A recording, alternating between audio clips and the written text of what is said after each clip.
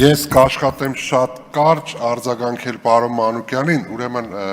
ես նոր լրացուցիչ ճշտեցի եւ մենք ձեր ասած օրական 1700 դրամ աշխատավարձ հասկացողություն առհասարակ չունենք։ Ուրեմն դա մինիմալն եմ ասում, մարտական հերթապահություն իրականացնողներին մոտ 4000 է, սակայն կապված դիրքերի կահավորվածության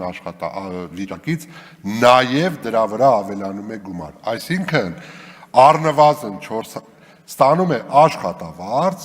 դրա վրա ավելանում է հավելում առնվազն 4000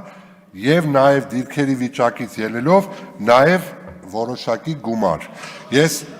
աշխատավարձը առնվազն ինչ որ դուք նշեցիք 220,000-ի չափով, դա մինիմալն է, իսկ ինչ ասում եմ, դրանք հավելումներ են կառավարության 712 որոշումով սահմանված կարգով, այնպես որ հարգարժան գործընկերներ, եւ ատեստավորումը, եւ աշխատավարձը, դրանք փոխկապակցված զինվորականի թե սոցիալական վիճակը, թե զինծառայողի կարգապահություն, իր ֆիզիկական ամրակազմ վիճակի պահպանություն, թե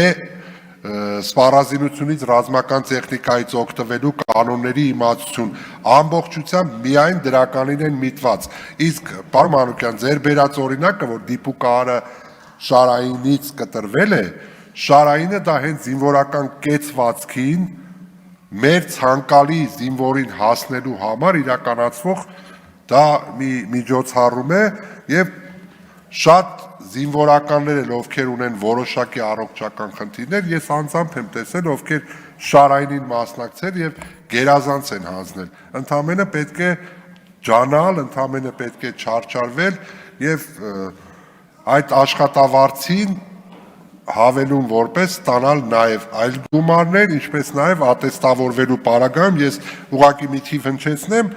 որը նախորդ անգամ ես երբ որ հնչեցրել եմ լավ գնահատականի պարագայում։ Ես ինչ կասեմ, ավելի շատ է, երբ որ գերազանց ստանամ։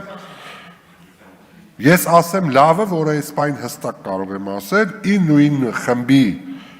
մեր սերժանտի ատեստավորված սերժանտի աշխատավարձը, որը կարող է նաև չունենալ բարձրագույն կրթություն, կազմելու է առնվազն 670,000։ Այո, դրանից ներքև 635,008 խմբինը։ Մենք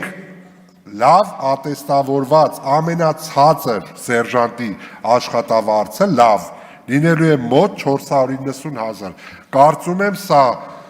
հրապուրիչ է, սա գրավիչ է եւ մենք սա կարող ենք հիրավի համարել որպես դրական նաեւ մոտեցում, թե սոցիալական վիճակի բարելավման իմաստով եւ թե մեր զինված ուժերը պատրաստված սերժանտներով համալրելու իմաստով։